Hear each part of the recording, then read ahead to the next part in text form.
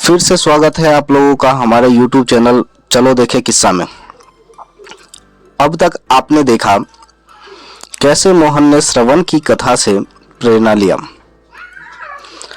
हरिश्चंद्र के नाटक से सच्चाई और अच्छाई और ईमानदारी के राह पे चलने की कस्में ली, फिर उनके अंदर हर धर्म, हिंदू, मुस्लिम, सिख, ईसाई, पारसी इत्यादि धर्मों के प्रति प्रेम जागा।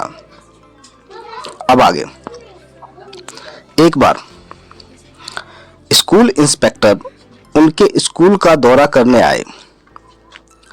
वह लड़कों का परीक्षण करना चाहते थे,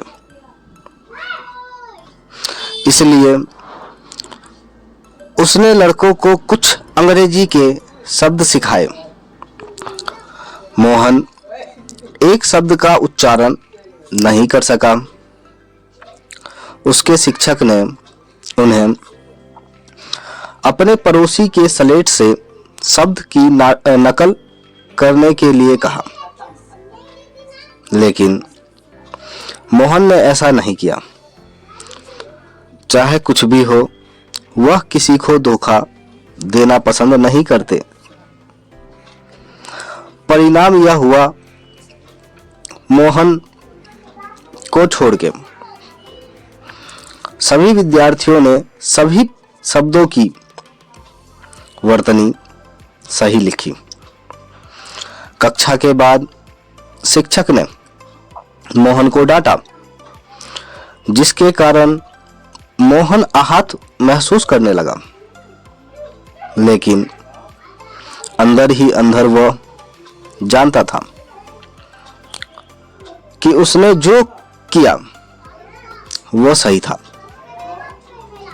मोहन का पूरा नाम मोहनदास करमचंद गांधी है और उनका जन्म 2 अक्टूबर 1869 में सौराष्ट्र के समुद्र तट पर स्थित पोरबंदर में हुआ था। बड़े होने पर उन्होंने कई महान कार्य किए। पूरी दुनिया में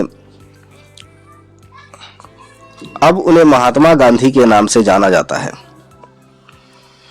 उन्होंने हम भारतीयों के आजादी की अहिंसक लड़ाई में नेतृत्व किया। उन दिनों भारत ब्रिटिश शासक के अधीन था। एक बार एक लड़के ने मोहन से कहा,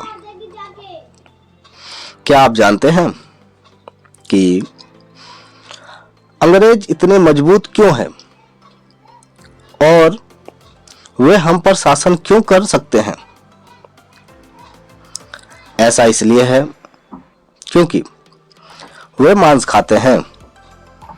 अगर हम उनकी तरह मांस खाने वाले बन जाएं, तो हम उन्हें भारत से बाहर निकाल सकेंगे।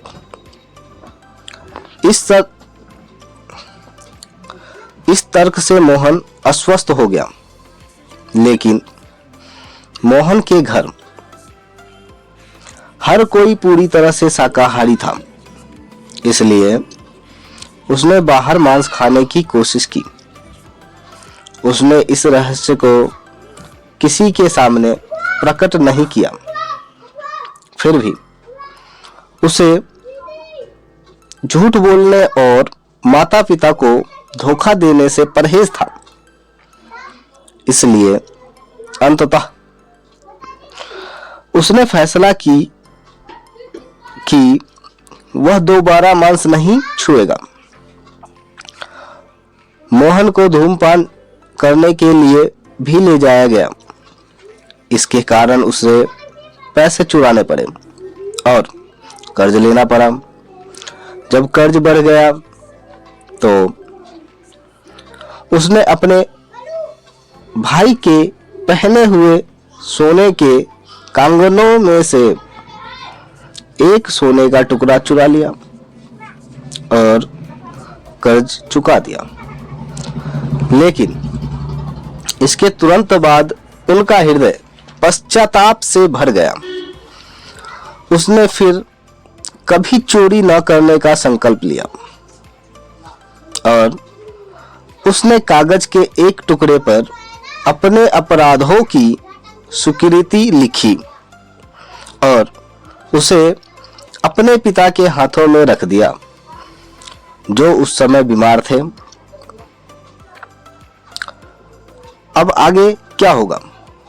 क्या मोहन के पिता उसे कोई कड़ा सजा देंगे या फिर घर से निकाल देंगे या मोहन को माफ कर देंगे?